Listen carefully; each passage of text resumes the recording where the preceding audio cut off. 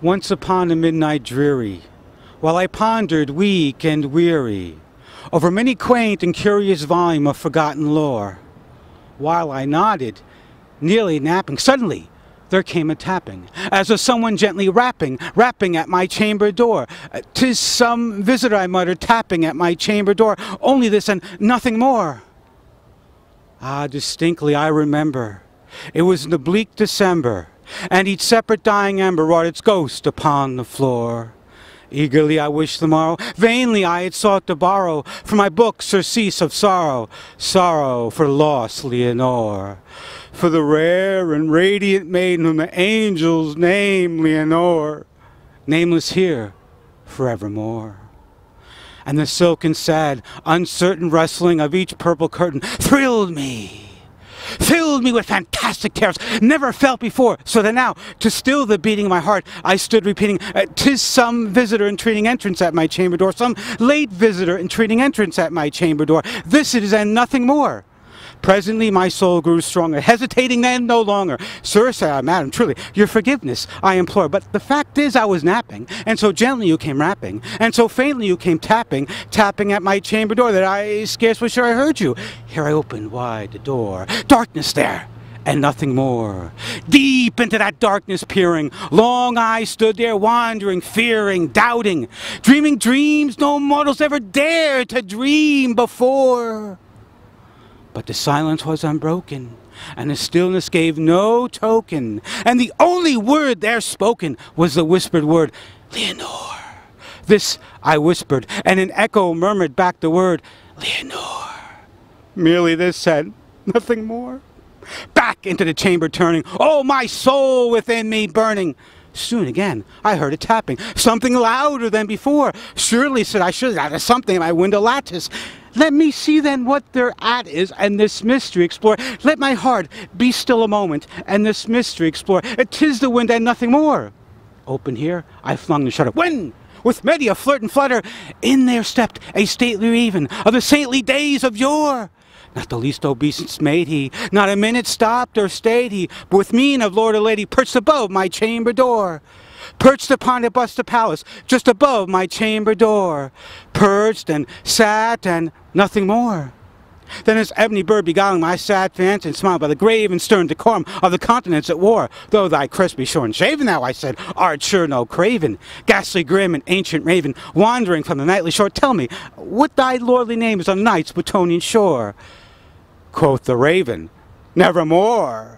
Much I marveled this ungainly fowl to hear discourse so plain, though its answer little relevancy bore, for we cannot help agreeing that no living human being ever yet was blessed with seeing bird above his chamber door, bird or beast upon the sculptured bust above his chamber door, with such a name as Nevermore.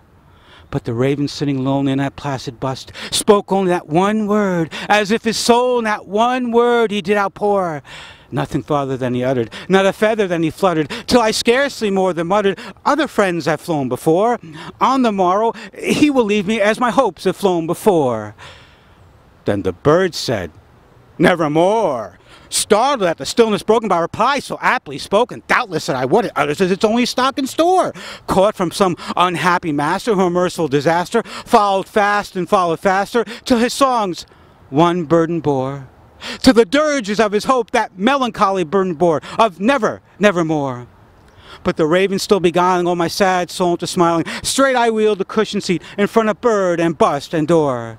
Then, upon the velvet sinking, I betook myself to linking fancy on to fancy thinking with this ominous bird of yore, with this grim, ungainly, ghastly, gaunt, and ominous bird of yore, meant in croaking nevermore. This I sat engaged in guessing, but no syllable expressing to the fowl, whose fiery eyes now burnt into my bosom's core.